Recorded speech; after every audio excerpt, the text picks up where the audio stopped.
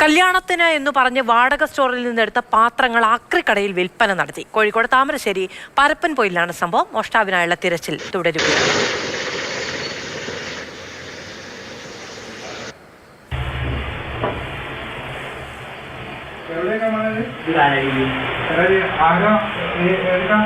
മറ്റേ അമ്പലത്തിൽ ആള് കുടുംബക്ഷേത്രല്ലേ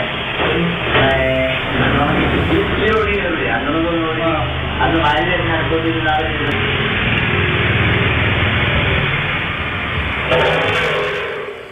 ഇംതിയാസ് കരീം വിവരങ്ങളുമായി ചേരുകയാണ്. ഇംതിയാസ്, ഒരാളുടെ ഉപജീവന മാർഗമാണ് അവിടെ നിന്ന് വാടകയ്ക്കെടുത്ത് ഇവിടെ കൊണ്ടുവന്ന് ആക്രി വിലയ്ക്ക് വിൽക്കുക എന്ന് പറയുന്നത്.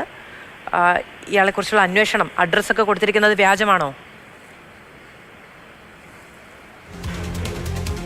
മധു സജി, തീർച്ചയായിട്ടും അദ്ദേഹം നൽകിയിരിക്കുന്ന അഡ്രസ്സ്, അദ്ദേഹത്തിൻ്റെ പേര്, ഫോൺ നമ്പർ ഉൾപ്പെടെയുള്ളവ എല്ലാം വ്യാജമാണ്.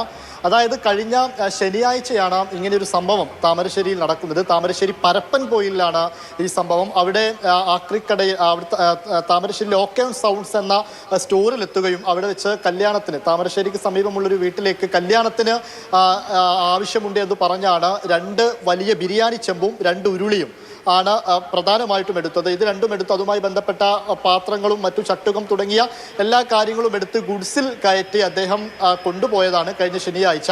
എന്നാൽ തിങ്കളാഴ്ച ചടങ്ങെല്ലാം കഴിഞ്ഞ് ഇത് തിരിച്ച് സ്റ്റോറിൽ തന്നെ എത്തിക്കണമായിരുന്നു. തിങ്കളാഴ്ച ഇത് എത്താത്തതിനെ തുടർന്ന് കടയുടമയായിട്ടുള്ള റഫീഖ് ഇദ്ദേഹം നൽകിയ നമ്പറിൽ വിളിച്ചപ്പോൾ ആ നമ്പറിൽ കിട്ടുന്നില്ല. പിന്നീട് അന്വേഷിച്ചപ്പോൾ അഡ്രസ്സും തന്ന നമ്പറും ഒക്കെ വ്യാജമാണെന്ന് കണ്ടെത്തി.